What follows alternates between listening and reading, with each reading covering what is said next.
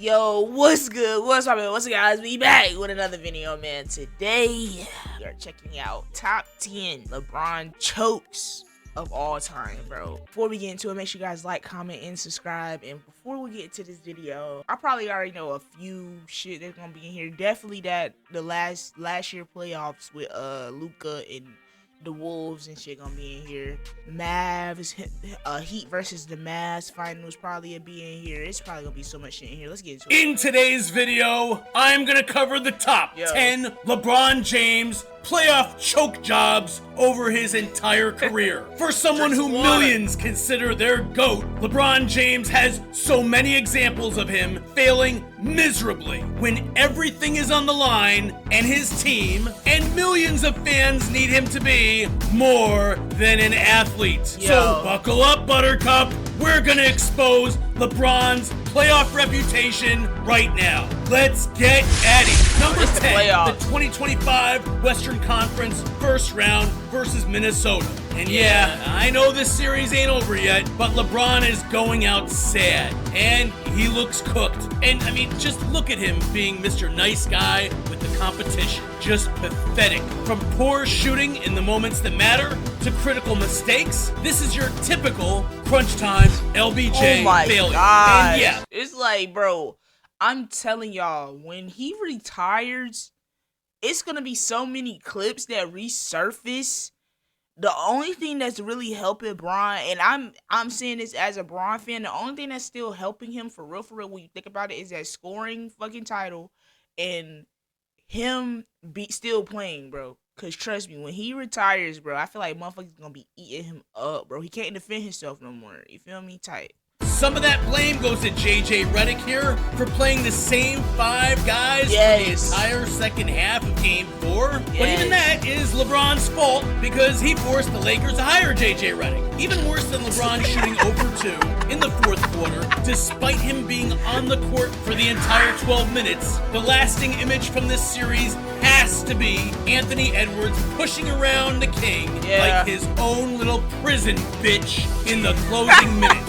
Number 9, the 2023 Western Conference Finals versus Denver. And in the closeout game, a narrow 2-point loss really showed just how much James falls apart in the fourth quarter. A 40-point, 15 for 25, 10 rebound, 9 assists, 3 for 7 from 3-point range performance looks absolutely Herculean in defeat. But looking below the surface, in the fourth quarter of an elimination game, LeBron James shot a putrid 1 for 6, which very well may have been the deciding factor in the King getting unceremoniously swept for the 3rd time in the playoffs in his career. Number 8, Game 6 of the 2015 NBA Finals. People tend to forget this one, but I don't care who was injured, this was still a winnable series against Golden State. Down 3-2 at home for Game 6, LeBron shot his team right out of the finals with a 13 for 33 performance, going 2 of 10. 13 for 33, LeBron? Jesus. Oh my. 3-point range in an 8-point loss that gave Steph Curry his first chip. The Akron Hammer shot an abysmal 0 for 6 from 3 in the second half, allowing Golden State to turn a 4-point halftime lead into a Game 6 victory and give Steph Curry his first ring out of 3 that he took from LeBron James. Guess who's holding my videos back? This guy. I really need you. Yes, you, to like, subscribe, and share this video with someone you love, please. Number 7, the 2013 NBA Finals. In the fourth quarter of Game 6, LeBron actually did put up solid numbers. 16 points on 7 for 11. But he clanged the one shot that would have changed his reputation as a liability in the clutch. And then in a truly miraculous turn of events, Chris Bosh, who LeBron has gone out of his way to disrespect this year, rebounded and kicked the ball out to Ray Allen, who had been practicing that exact shot for months beforehand. And this bailed LeBron James out. It saved his legacy and shifted the focus onto Ray's incredible shot and off of LeBron's late game ineptitude. Number 6, Game 1 of the 2014 NBA Finals. The Miami Heat were down by 2 points late in the fourth quarter when the King, a man who had spent over $1.5 million on keeping his body in peak physical condition, cramped up during the NBA Finals. Yes, the AC broke down in San Antonio. Yes, it was over 90 degrees on the court. And yes, LeBron James was the only player in San Antonio that night who cramped up. For whatever the reason that the chosen one chose not to drink enough water, LeBron's exit from the game opened up the floodgates. The Spurs went on a 16-1 run over the last 4 minutes, and the Heat would go on to lose that game by 15 points and lose the series in 5 games.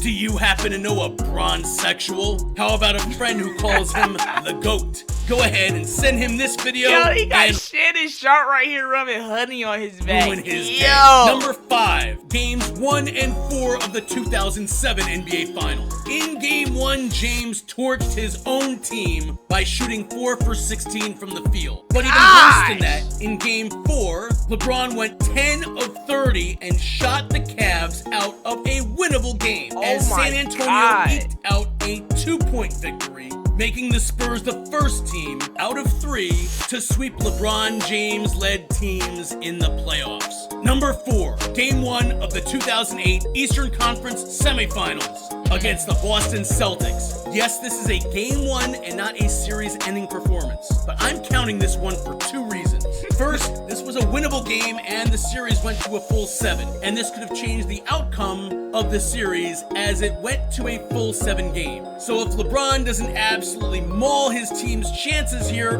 maybe the Cavs win the series. Number 2, it was arguably LeBron's worst single statistical performance of his entire playoff career. And for a guy who has as many horrendous, historically awful performances in the postseason as he does, that's really saying something. The Kings 2 for 18, 12 point, 10 turnover, 0 for 10 turnovers?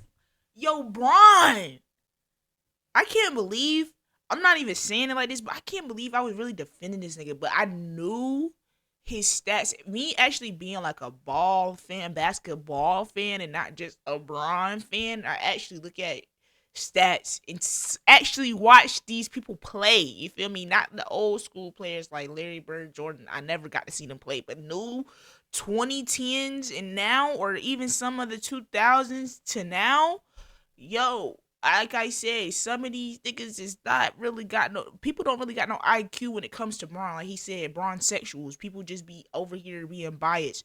Bro, this nigga is the worst nigga to have. He's not clutch. He's not clutch. Even I'm, as a Bron fan, is saying this. He's not clutch. He's not a shooter. He don't got that killer instinct. And this nigga turn over the ball too fucking much. Too much. And it's sad, bro, because it's like, damn, bro, you supposed to be the leader. You supposed to be that guy we go to for the shot, for the layup, for the whatever, the last shot. But you can't. He passing it. Like, when people used to say that shit, I used to be like, so is he passing the ball? But is it really so? Because, nigga, you supposed to be the leader. You supposed to be the captain, nigga. 6 from 3-point range performance is truly abysmal. But that game gets even worse when we isolate James's final quarter output. With the Boston Celtics leading by only 3 points at the end of the third quarter, despite the futility from the chosen one, LeBron put up a rancid fourth quarter even for him, shooting 1 of 8, including 0 for 3 from 3-point range to gift wrap a victory that the Celtics were lucky to get away with. Now, one would think King James wouldn't get embarrassed in 2 straight games, and that LeBron would be determined to rebound, refocus, and kick some ass in Game 2. What happened? Well, after cruising to a 7-point lead at the end of the quarter, the Cavs would get wrecked, 72-49 the rest of the way, with yo, these pictures is from me, bro. Like, nah, them actually ripping, like, doing that shit to his jersey. What happened? Well, after cruising to a 7-point lead at the end of the quarter, the Cavs would get wrecked, 72-49 the rest of the way, with the chosen one shooting 3 of 16 in quarters 2 through 4. In fact, LeBron's combined 8 of 42 shooting in the first 2 games of that series dropped the 8 of 42, Bron. What the fuck? Yo. Cavs to an 0-2 start and maybe the worst two-game postseason performance by any player considered an all-time great in back-to-back playoff games. Don't forget to follow me on X at Red Blood Sports for more unhinged takes. Number 3, Game 4 of the 2018 NBA Finals. After the Cavs lost Game 1 in the J.R. Smith game, they would lose the next two by a combined 28 points. The daunting prospect of getting swept in the finals for a second time in LeBron's career loomed in the air as Game 4 approached. The creeping eventuality of yet another finals sweep was no excuse for how LeBron went out. Don't ever forget, LeBron James gave up when it mattered. Yeah, I'm about to say, I think he already kind of figured that he was going to lose that shit. I mean, we all knew he wasn't going to win. People that was saying the Cavs could win was insane. I felt like they could have won that Game 1, but at the same time, you know, J.R. Smith, like, I thought we had the lead. I didn't know we tied, whatever.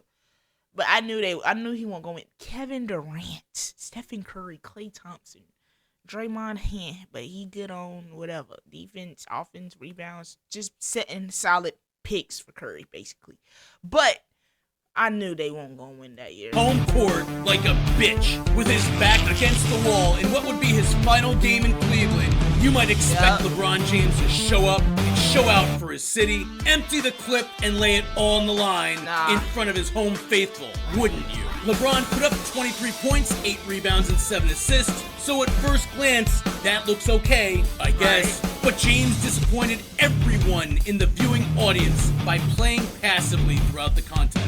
I mean, after putting up 32 shot attempts in Game 1 and 28 shot attempts in Game 3, the chosen one settled for 13 in his last night in a Cavs uniform. Let the record show that Rodney Hood, a bench player, took more shot attempts than LeBron James did in a closeout game in the finals and his last game as a Cleveland Cavalier.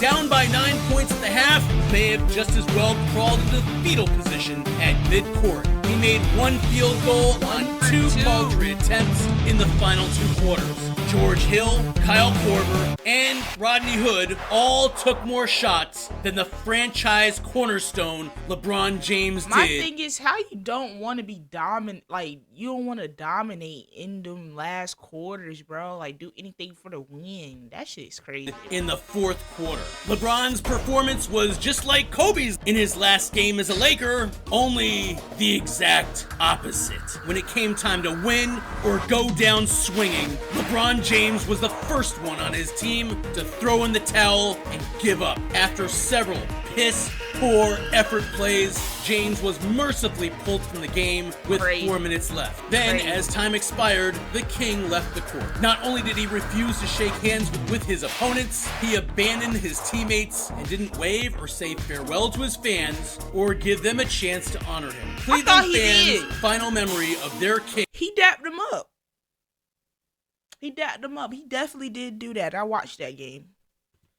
Was his harsh disinterest. They gave him, unless they was at Golden State, but I don't think so. He gave them boys, he was like, congratulations. Like, I remember that shit. You ain't gonna gaslight me, brother. Clip right here. He abandoned his teammates? Never. Jetty Osman will come in. Yeah, LeBron James congratulating some of the Warriors, and we'll get a standing ovation here at Quicken Loans Arena.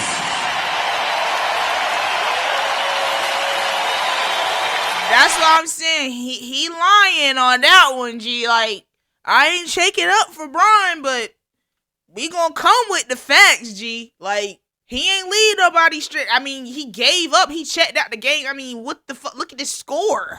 I would check out too. I'm just wasting energy. Shit. But at the same time, bro,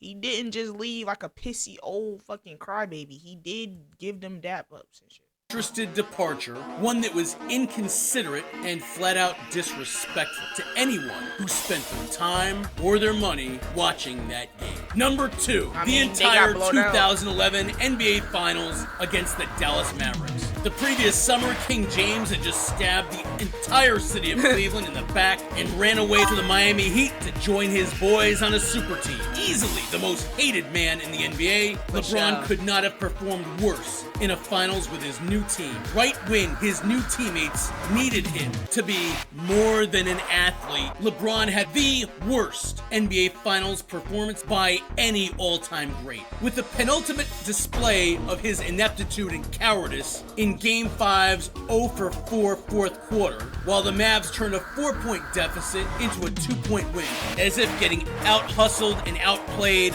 by Jason Terry and JJ Barea wasn't bad enough. LeBron's fourth quarter stats for this series are terrible. Over 6 games, the King shot 7 for 21 and 1 for 9 in the last 15 minutes of each game. Over the fourth quarters of all 6 games. This was LeBron's most disgusting failure in the NBA Finals of his career, but it wasn't his worst playoff failure. Number 1, Game 5 of the 2010 Eastern Conference semifinals. Of all of the historically significant games I have ever seen by a superstar basketball player, this one was by far the most disappointing. This game wasn't just supposed to be a climactic Game 5. This was a career-defining Game 5. Remember, the backdrop to this was that LeBron was set to test free agency and potentially leave his home state and the Cleveland Cavaliers. With the series tied 2-2, the city needed him to win this game and win it decisively. LeBron was the reigning MVP and the Cavs were the first overall seed, and yet somehow they found themselves in a dogfight with the aging Celtics. I can't think of another occasion in league history when a superstar with so much riding on the outcome of one single game appeared to be trying to intentionally lose that game. At a time when his teammates, his fans, and his city all needed him to come through to be more than a fucking athlete, LeBron James shat himself harder than Cardi B on live stream. Damn. There we go. LeBron's 3 for 14 stat line looks horrendous, and it was. But it doesn't nearly tell the entire story here. Right from the rip, reigning MVP, James passively settled for outside shots. James missed 6 consecutive shots, all jumpers, before scoring on a dunk with 6 minutes and 15 seconds left in the third quarter. That was LeBron's first field goal of the entire game. Wow! Until the game was more than halfway over. Cleveland's third quarter didn't just disinterestedly stab millions of Cavalier fans in the heart. He showed no heart in a pivotal game. Right then and there, LeBron took himself out of the GOAT conversation based on Shaq outscored that nigga on that one game alone. Sure, Kobe had bad games in the playoffs, so did MJ. Happens, but no one, perhaps no NBA superstar in history, in a career and legacy-defining game, had a sadder, more listless, more disinterested performance than LeBron Raymond James. Y'all already know what I'm gonna say. He is one of the worst chokers. He do be choke a lot, bro. That's why I said with LeBron fan, like, I think it was in the GOAT comparison video when he was like, or the second GOAT comparison video when he was like, will we make the playoffs this year? I don't know. Maybe. That's the type of mindset you have to be as a LeBron fan. Like, oh, I don't know if we gonna make it. I don't know if we gonna win this year. Hopefully we do. And then they get fucking blown out or kicked out or fucking out the playoffs or whatever. Get kicked out of the playoffs, and now you gotta wait all the way next year to hopefully do it again. They like the Cowboys. He like the Cowboys of the NBA and shit, bro. Like, oh shit, this our year. Come to find out we're dog shit. Then we gotta wait all the way next year. Like, this bro, he's still not even playing right now. I don't even think he's suited up this season yet, y'all. That last championship, I knew that 4th ring was probably gonna be his last ring, because it's just like, bro, you're getting older. These teams are advancing. Everybody wants to win now. They literally traded Luka for 1 first-round pick for Anthony Davis and Max Christie. 1 first rounder. They didn't do 2 first rounds, 3 first. No, one first round. They want to win now. These teams be wanting to win now, bro, and that's understandable. You know, the competition do get increasing every year. You know, new talent come in, people to go to different teams. We see it every year. But at the same time, bro, I think it's time to hang that white flag, Bron. It's like you're not the same player. But I don't know, man. Let me know in the comments what you guys thought about the video, bro. This shit is crazy. Top 10 chokes of all time. You know it's bad when they can make a top 10 chokes of all time for you, bro. It's gonna get worse when he retires. I'm telling y'all, bro.